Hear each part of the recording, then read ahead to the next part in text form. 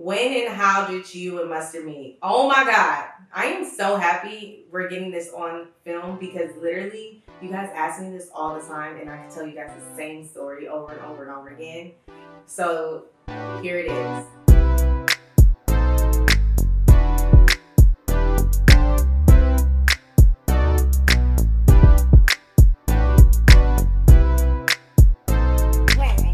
There it goes. See?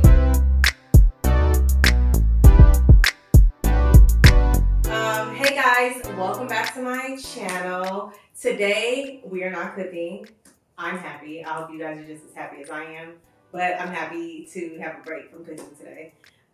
You guys will get to know me. So the Q&A questions that you guys did on my Insta, I will answer here today on my channel. All right, so let me start with a few general things. I am from Inglewood, California, born and raised. What else? I went to Inglewood High School, St. Mary's, and I graduated from Annie Mo Jackie Robinson. I know that's a lot of high schools, but it is what it is. I also was in Girl Scouts. That's a random fun fact. I actually went all the way up to my silver award, which is like the second highest. I saw one question that said, what did I want to be when I grow up? I wanted to be a veterinarian because I have just a soft spot for animals. They're so genuine and they have feelings and they're so cute. I love it. So yeah, I wanted to be a vet all the way until they told me I had to work with snakes. I was out after that. I was like, nope, I gotta find something else. Someone also asked me what would be my dream job or what would I be doing if I was not Mustard's wife? Nursing. That is what I love to do. My mom is actually a registered nurse as well. She's a nurse manager. I just like helping people in their most vulnerable moment. Yeah, that's what I would be doing. But I get to be a nurse as well to my kids, so I enjoy being a mom as well. Let me see. Let me also crack this phone open. Okay, someone asked me, and I get this a lot, how did you find your perfect nanny?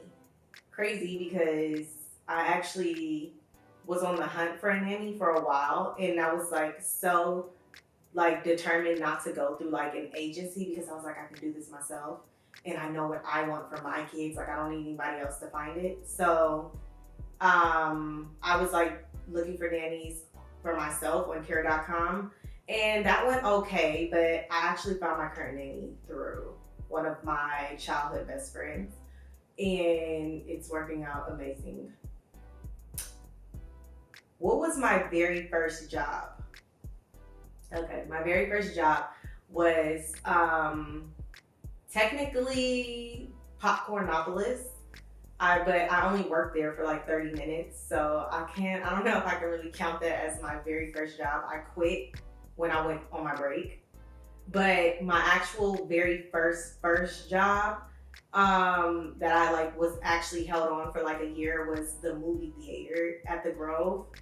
And you guys should really have a lot of respect for the people who work at the movie theaters, okay? They have to clean up all the popcorn, all the sticky stuff. We go home with our shoes messed up, sticky stuff all at the bottom of it, sweeping. We have to clean the bathrooms, and the hours are crazy. My mom would be picking me up at 1 a.m.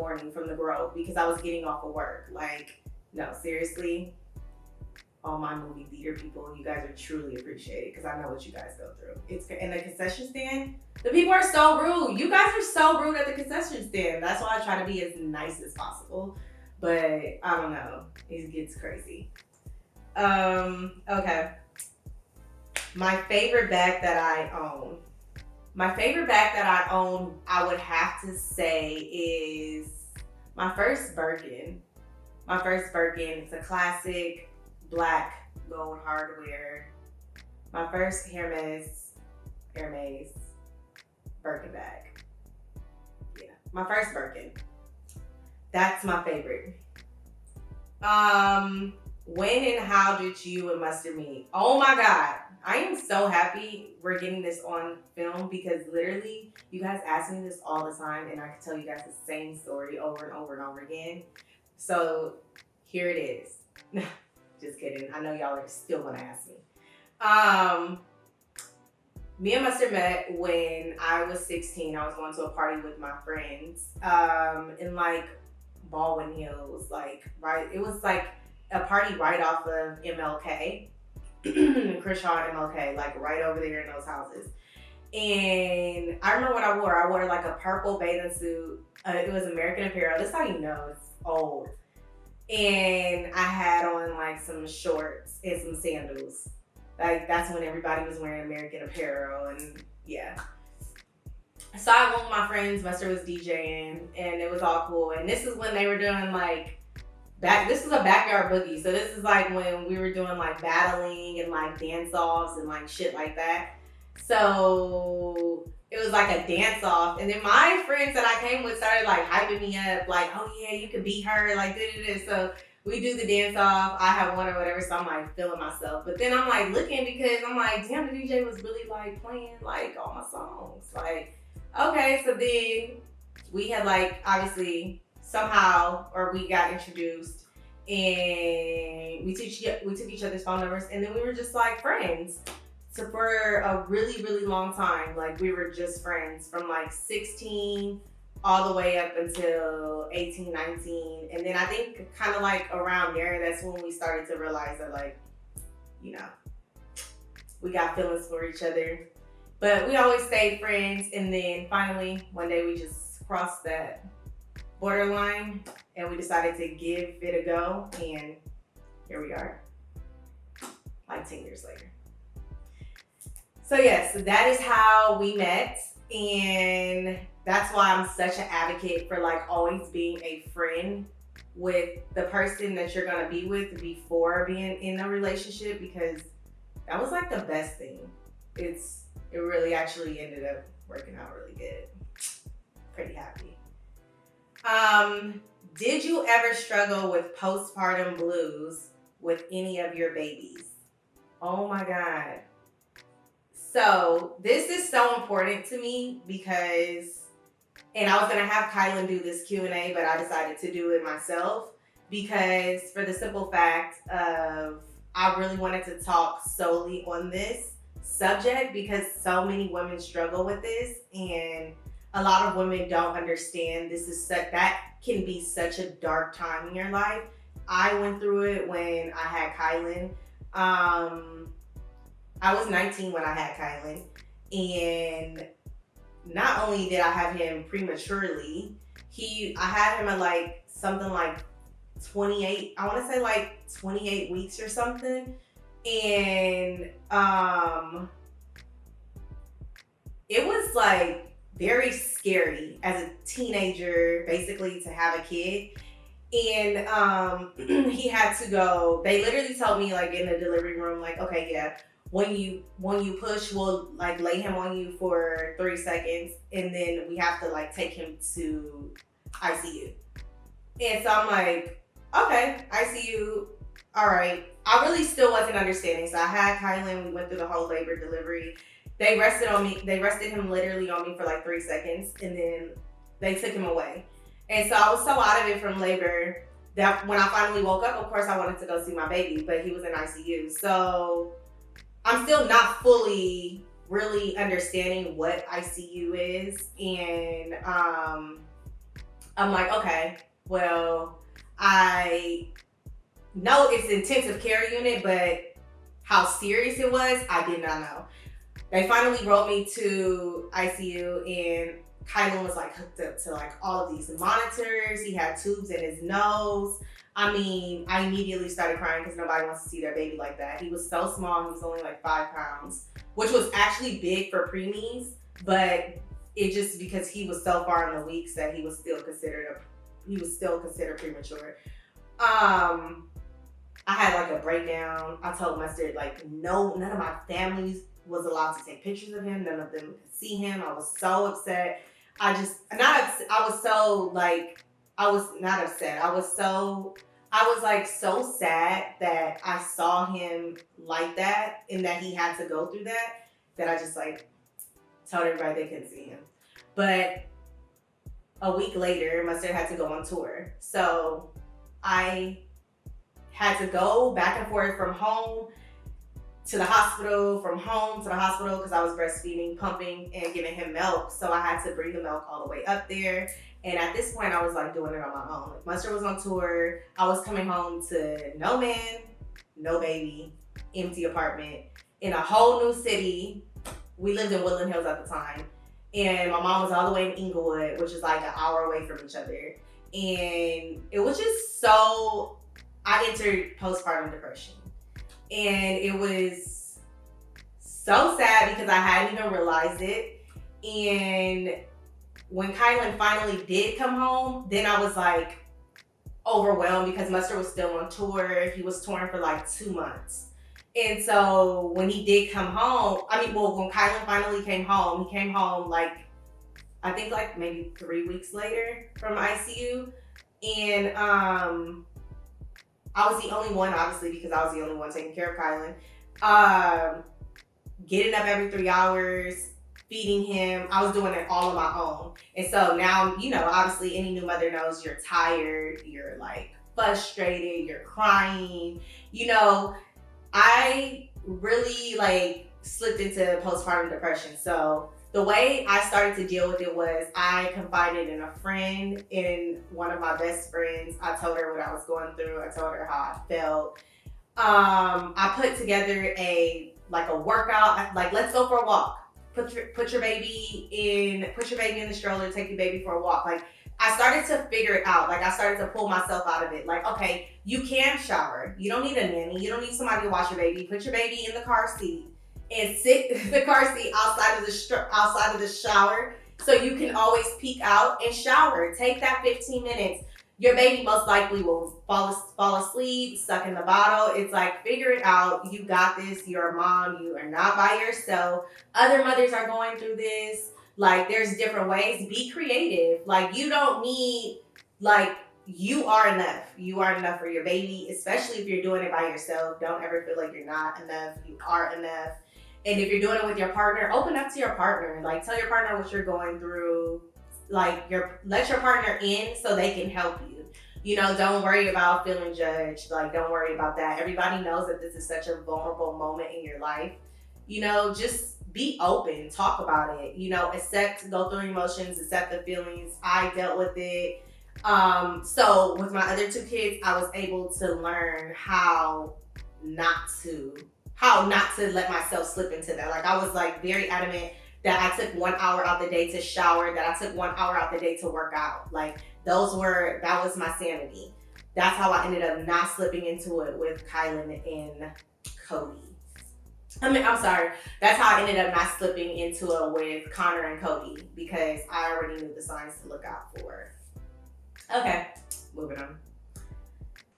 Do you see yourself having any more babies? You guys ask me this all the time. No, I am done. We are 3 and done. That's it. No more. Which of your kids are most like me?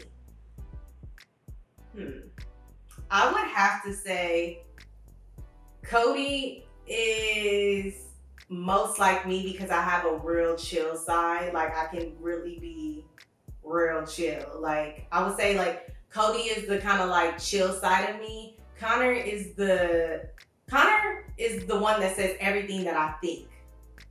Kylan is gonna he's gonna move the way I move. Like, Kylan is like me now. Like, Kylan is like the me now form. Like, he's gonna move and say everything that we think. Like, me and Kylan move and think alike. Like, but Connor says everything that really comes to my head that I cannot say at all out loud. She is gonna say it. That's her. And then Cody is like just my chill side. Like just when I end up chilling and observing and looking around and peeping stuff out, that's Cody.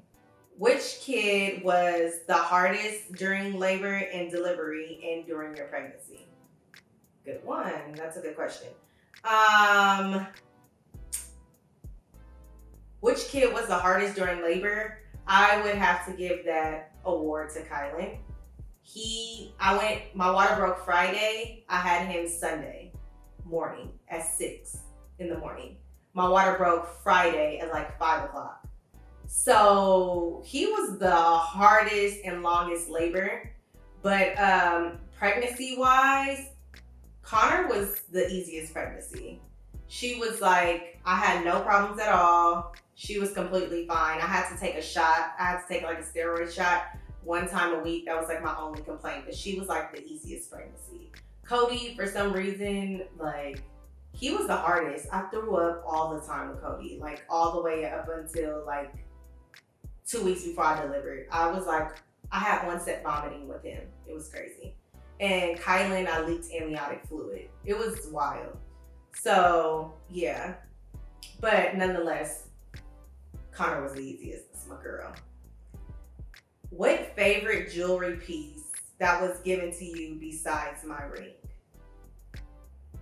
Okay, my favorite jewelry piece would have to be a chain that Mustard got for me that is exactly like his, but it's like a smaller one and it has spikes on it. It's like, I don't know, it's really nice. I think I just like it because it's like the mini of his, so it's like we have matching ones.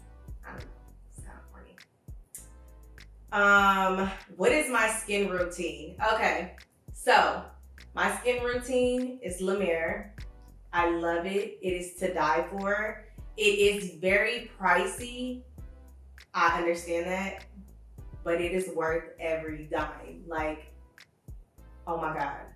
That is like the best skincare. Try it. Get some samples. It's amazing. What is something you've never done that you've always wanted to do? Wow, this question actually was so good because, I mean, that question it can be asked in so many ways, but one of my goals was that I buy my mom a car, and I recently just did that. I got her a 2020 Audi. So that was like one thing that I've always wanted to do, and I finally got to like wipe it off of my bucket list. So that is like something that I got to do. That feeling is indescribable. To be able to give your mother something that she actually deserves and that you really wanted to give her, that was amazing. So that was one of my top moments. Like, yeah, for sure. That's something that I've always wanted to do that I got to do. What was my starting weight? All right. Okay. So you guys always ask me this question, and I was so insecure about my weight that I would not tell you guys. But you know what? I was like, if Beyonce could do it, I can do it. I was way bigger than Beyonce though. Okay, so going into the delivery room, I was 230 pounds. Yeah, I was 230 pounds.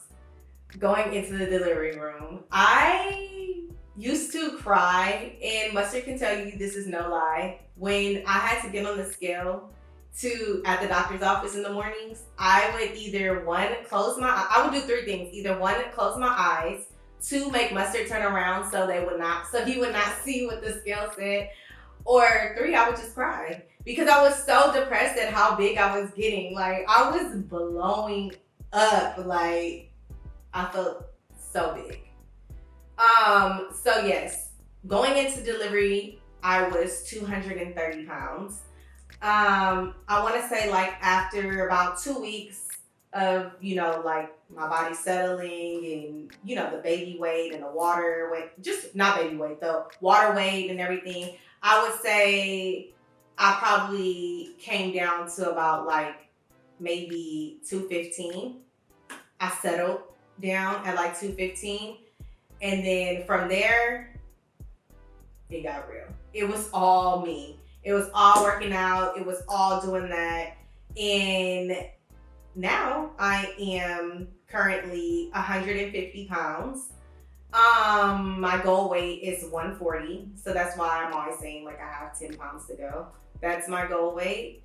And I'm so happy I finally told you guys, because you guys always keep asking me, and I was just like so insecure. I wasn't close enough to my goal to feel secure enough to tell you guys how much I was. But yeah, your girl was big, okay? I was eating whatever, whenever, however. I was like a human garbage disposal.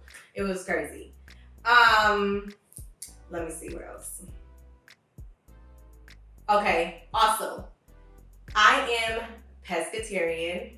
You guys ask me, what is it that I eat on a daily basis?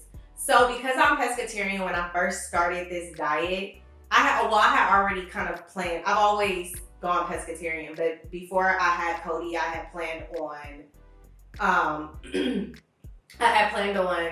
going on a pescatarian diet to help me lose weight. So I had said, like, the day I push him out, whichever day I deliver, that's the day I'm going pescatarian. So I went pescatarian May 20th and have never looked back.